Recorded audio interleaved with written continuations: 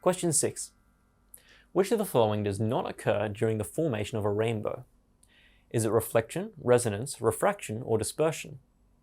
Now let's go through each of these. Dispersion is the splitting up of light as it refracts. So we can't have one without the other, and in fact both of these occur in rainbows. What about reflection then? That doesn't sound very likely. But remember that when sunlight bounces off the water droplet, it bounces off the other side so that we have to be facing away from the sun to see the rainbow. That means that we do in fact get reflection during the formation of a rainbow. So the only one that's not seen is resonance. Question 7. Arrange these colors by the shortest wavelength to the longest wavelength. Remember that the shortest wavelength relates to the highest energy, and the longest wavelength to the lowest energy. If we think about the extremes of the colors, infrared and ultraviolet light, we know that ultraviolet is very high energy, so it must be the shortest wavelength. Working down from ultraviolet, we have, of course, violet. So this will be the shortest wavelength. If we go from violet and up the colors of the rainbow, we'll soon end up at blue. So blue has the second shortest wavelength. Continuing on, we have green, followed by yellow, and finally red, which is right on the boundary of visible light. If we try to get a longer wavelength than red, we end up at infrared, which we can't see. Question 8. Identify 3 different materials that can be used to disperse white light into its component colors. That is, what can we use to make a rainbow? Well, we know of course that we can use water droplets, and that's what we can see in real life.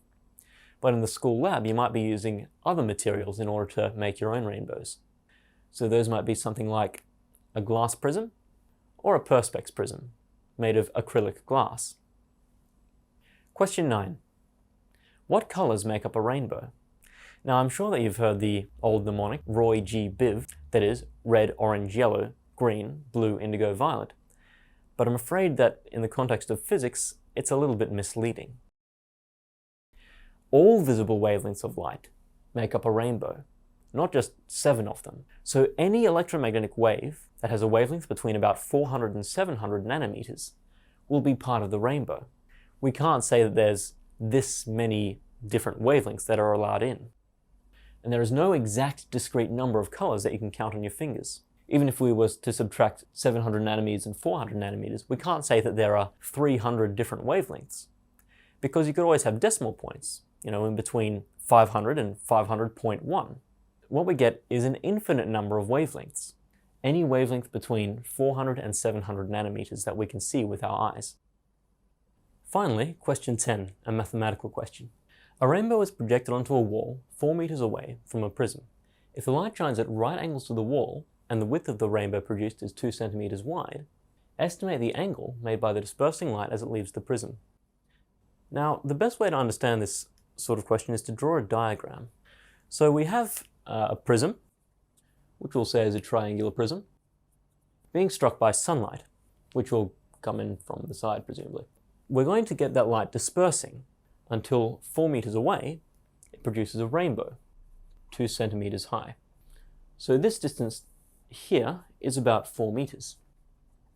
What we want to find is the angle made by the top of the rainbow and the bottom of the rainbow as it exits the prism.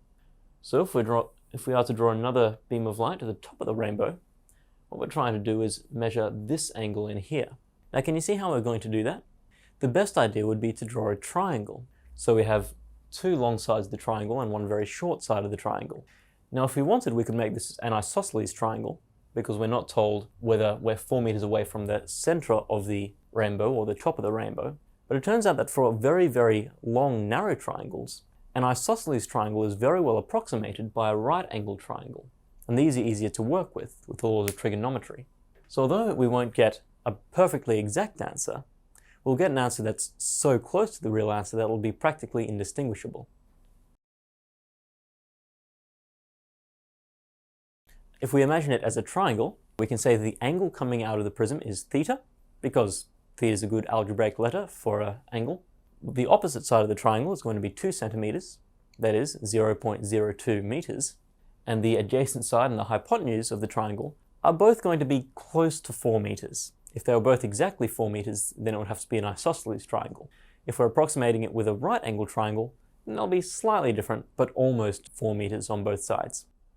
We can use trigonometry to say the sine of theta is 0.02 over 4, and finding the inverse sine of 0.02 over 4 gives us 0.29 degrees, which I'm sure you'll agree is a very, very small angle indeed, less than half of 1 degree. It does mean, however, that even if we only have a tiny difference in the two angles of the light coming out, we can get noticeable rainbows being produced by them. Of course, by changing the angle at which the prism is standing and the angle at which the light bounces through it, we can also change the width and size of the rainbow. Right, so that's the end of the questions, which means we're now at the end of the lesson. In this section, we've learned about dispersion and refraction, especially in the context of things like rainbows and prisms, and how these things can act to split sunlight, which is comprised of many different colors, into its component wavelengths.